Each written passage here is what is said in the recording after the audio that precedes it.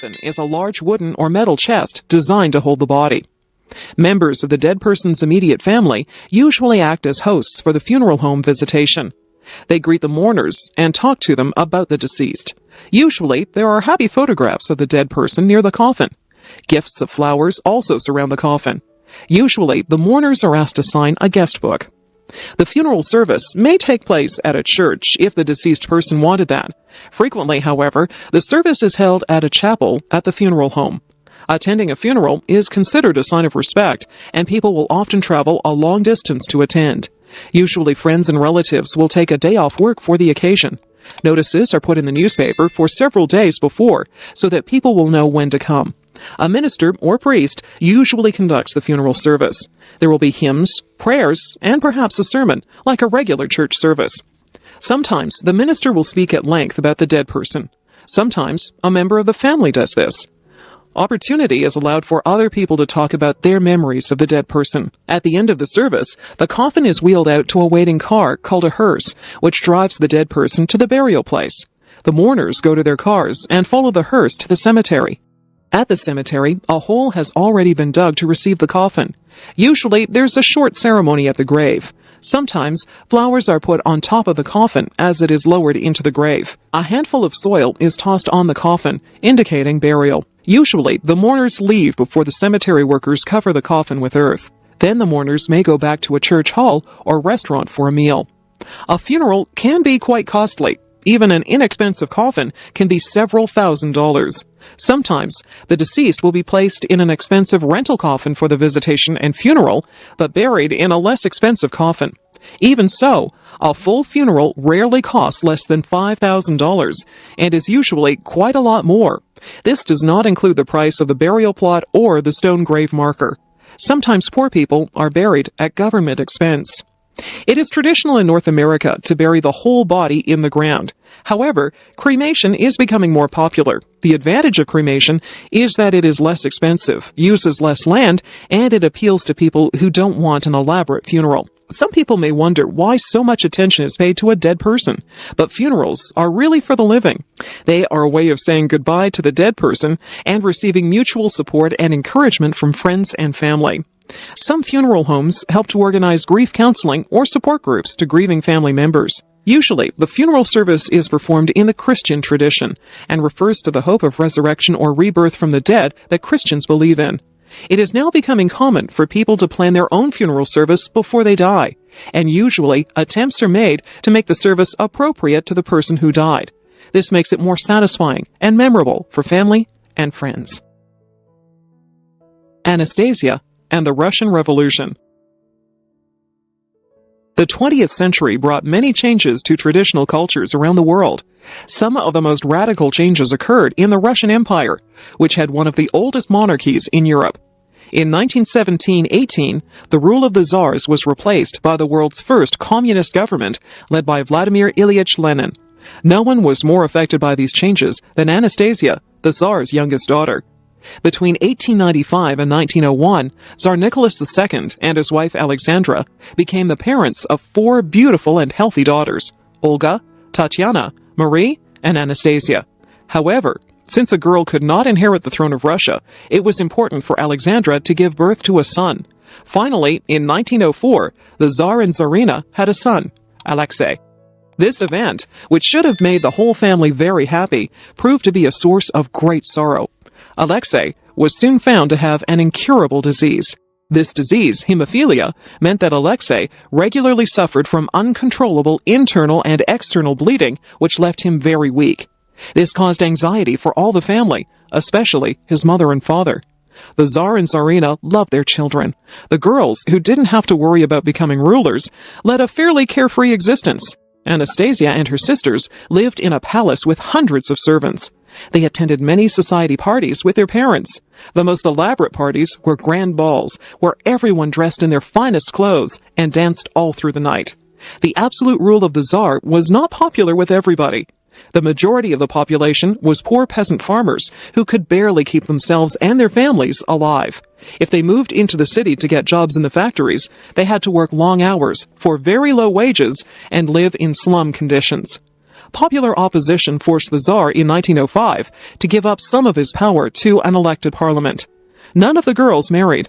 They all lived a happy life together. They moved from palace to palace, attended by their private tutors, visiting the beach and sailing on the royal yacht. Anastasia was the clown of the family. She didn't like schoolwork, but she enjoyed painting and photography. Many of her photos of the royal family in happy times survive. Soon the Tsar's problems worsened. The Empress, Alexandra, worried about her son and became ill. War with Germany broke out in 1914, and the Russians suffered many defeats and losses. In March 1917, there was a popular revolution, and the Tsar was deposed. From that time on, the royal family were prisoners. At first, they were treated kindly, but in November, the Bolsheviks, or communists, gained control of the revolution. Lenin and his followers hated the Tsar. The royal family had been living in Tobolsk in Siberia. Because of fears that they might escape, they were brought back to Ekaterinburg, in the Ural region. Here, after midnight on June 19, 1918, the entire royal family was shot by the Bolsheviks. To some, this news was too dreadful to be believed. The thought that the Tsar's lively and beautiful daughters had been killed was too hard to bear. Within a couple of years, a woman who went by the name of Anna Anderson appeared in Western Europe. She claimed to be Anastasia. Some believed her story, and some did not. With the fall of the Soviet Union, it was possible to investigate the murder of the royal family. It was also possible to prove that Anna Anderson was not the real Anastasia. After a long search, the bodies of Anastasia and Alexei were found. They had died with the rest of the family. A great mystery was finally solved. Australian origins. In many countries, leading families proudly trace their ancestors back to some significant group of people. In the USA, prominent families may boast that their family came over on the Mayflower in 1620. In England, ladies and gentlemen are happy to announce that their ancestors came to Britain with William the Conqueror in 1066. In Australia, however, many leading families are reluctant to talk about their origins. In fact, many years ago, one Australian city burned its early records so that no one would know who their ancestors were. The reason for that is that Australia began its history as a British penal colony. In 18th century England, there was a large gap between the rich and the poor. To make matters worse, many farmers had been forced off their land by powerful landowners. These homeless people wandered to the cities, where employment was often hard to find. Frequent wars gave temporary employment to young men as soldiers and sailors, but when the war was over, they were no better off than before. As a result, theft was extremely common. To protect themselves, the upper class made theft punishable by hanging. The problem with this was that juries were often reluctant to hang someone for stealing something small and might declare the person not guilty.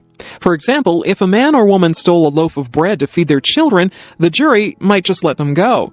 To prevent this, the courts came up with a new category of punishment: exile or transportation. If the judge or jury was reluctant to sentence the accused to death, they would ship them far away from England across the seas. However, if the person was found back in England again, he or she would be hanged. At first, England sent its convicts to America's 13 colonies. However, when the United States declared its independence in 1776, this was no longer possible. England considered sending criminals to West Africa, but the land and climate were considered unsuitable. So finally, Great Britain decided to use the huge, almost uninhabited country of Australia. At this time, not a single European was living anywhere on the continent. In the fall of 1786, a fleet of English ships began to take convicts on board. This process continued till the sailing date of May 13, 1787. Many British jails had been cleared of both male and female prisoners. Since the convicts were technically under a sentence of death, there was little concern for making them comfortable. At first, the convicts were chained below decks, but later some were released when well out to sea. One man had been sentenced for theft of a winter coat, another for stealing cucumbers from a garden, a third for carrying off a sheep. Among the women, one was guilty of stealing a large cheese, another of taking several yards of cloth. These ships, known as the First Fleet, carried 1,442 convicts, sailors, marines, and officers. The fleet finally arrived at Botany Bay on January 10, 1788. Later that month, they moved down to Sydney Harbour. No preparations whatsoever had been made. The forest came right up to the shore. Soon the fleet members were cutting down trees and trying to put up tents. It was June 1790 before further supplies arrived from England. Meanwhile, many convicts suffered from sickness, aggravated by the lack of good food. In conclusion, Australians need not be ashamed of their origins. In time, great things were achieved, in spite of the almost complete lack of help from the English government. Many ex-convicts became respectable settlers who began prosperous farms and businesses. The members of the First Fleet, whether convicts or not, deserve to be honoured as the founders of Australia. Casa Loma. Many people visit Europe and see the old castles left from the days of knighthood. Very few return home with plans to build their own castle. Toronto businessman Henry Pellet actually built such a castle, Casa Loma. Pellet was born in Kingston, Ontario in 1859, but the family soon moved to Toronto. His father opened Toronto's first stock brokerage firm in 1866. Pellet Sr. became part of Toronto's financial elite, and Henry Pellet eventually joined his father in business. The young Pellet was especially attracted by the military and the British Armed Forces. When Henry was 18, he joined the Queen's Own Rifles, a militia unit. He was soon one of the soldiers sent to suppress a railway strike. At 21, he was made an officer and gradually moved up through the ranks, eventually becoming a brigadier general. Meanwhile, Henry was learning the stock brokerage business. He soon showed considerable ability at forming new companies. Electricity was a recent invention, and Pellet hoped to be among the foremost developers. In 1883, he founded the Toronto Electric Light Company, and later was an owner of the Toronto Electric Railway. He also made money as a land speculator in the Canadian West. Unlike many businessmen of the time, however, Pellet believed in community service. He sponsored many charitable organizations and supported various good causes. In spite of his business dealings, Pellet found time to tour England and Europe regularly. He brought back ideas for a castle on the hill. Pellet's castle, however, would not be a damp, drafty castle of the Middle Ages. It would have the latest technology. Construction of Casa Loma began in 1910 and was completed in 1914. Outwardly, it looked like a medieval castle, but inside, it was comfortable and luxurious. There were 98 rooms, 3 bowling alleys, 30 bathrooms, 25 fireplaces, and 5,000 electric lights. It had an electric elevator and an indoor swimming pool. There was a library of 100,000 books, a temperature-controlled wine cellar, a shooting gallery, and a large art collection. Pellet ordered only the most expensive materials and employed the best craftsmen. The cost of all of this was $3.5 million, a huge sum in those days. Pellet and his wife liked to entertain. They often opened up Casa Loma for special events. Sometimes he would invite all 1,000 men from the Queen's Own Rifles over for the weekend. The Pellets also held parties for the staff. Pellet had hoped that Casa Loma would be the center of an extensive subdivision. He hoped that wealthy people would build grand homes nearby, and so he bought up the land near his castle. Unfortunately for Pellet, most of the people coming to Toronto were poor immigrants who couldn't afford large houses. Pellet was unable to sell his land holdings, and his income declined. In 1924, Pellet turned Casa Loma over to the City of Toronto because he could not pay his property tax. All the contents of Casa Loma went on auction soon after. His $1.5 million collection of art and artifacts sold for only $250,000. Now Casa Loma is a leading Toronto tourist attraction. The castle in the middle of the city has 400,000 visitors each year.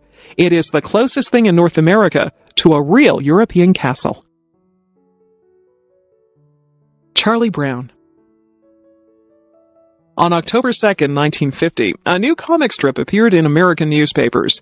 The hero of the strip was a round-headed kid named Charlie Brown. In the very first cartoon, 2 young schoolmates watch Charlie Brown walking by, and one comments, "Well, here comes old Charlie Brown. Yes, sir, good old Charlie Brown. How I hate him." This comic strip was to become one of the most popular in history. Its creator, Charles M. Schulz, drew the strip for 50 years until his death. But reruns of Peanuts still appear regularly in the newspaper. What are some of the characteristics of Charlie Brown and his friends that have made the cartoon popular? Charlie Brown is an unlikely hero. Other kids don't like being around him because the things he does never seem to work out properly. Kids want to be with someone who's good-looking, popular, and successful so they can feel part of his success. Charlie Brown is always worrying, hardly ever upbeat, afraid of failure, and always making mistakes. His kite gets snagged in the tree. He needs counseling from Lucy. His dog Snoopy is more popular than he is, and the little red-haired girl never notices him. In short, Charlie Brown is a loser. Charlie Brown illustrates all the insecurities that kids have. Many of these anxieties carry over into adult life. Sometimes they reflect problems in the life of the comic strip's creator, Charles M. Schulz.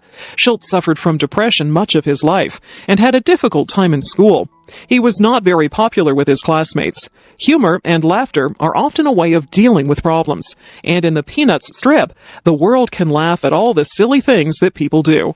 Because of his honest way of dealing with problems, Charlie Brown and his friends are more interesting than the average comic strip characters. The characters represent adult personality types. Charlie Brown is wishy-washy and is afraid to do things for fear of failure. Lucy is a pushy, overbearing female who thinks she knows it all. Linus, her younger brother, is intellectual but insecure. He still clings to his baby blanket for security.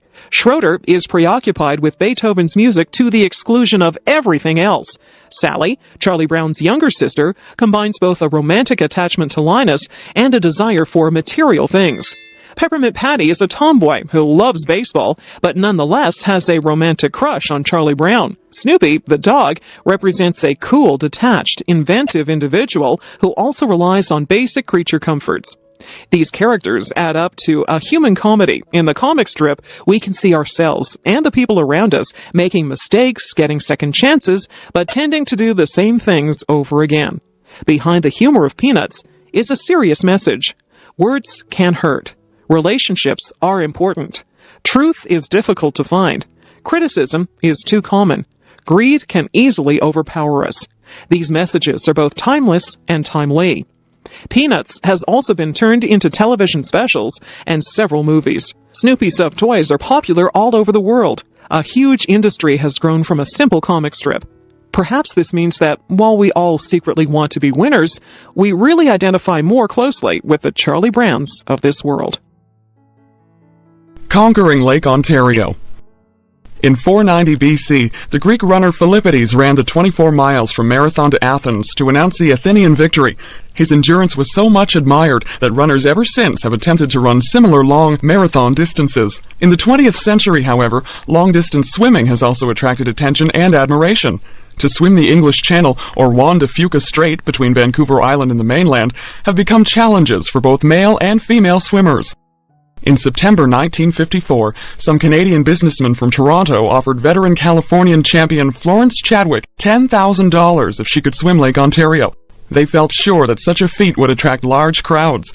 Chadwick had swum the English Channel in both directions. However, no one, neither man nor woman, had crossed Lake Ontario.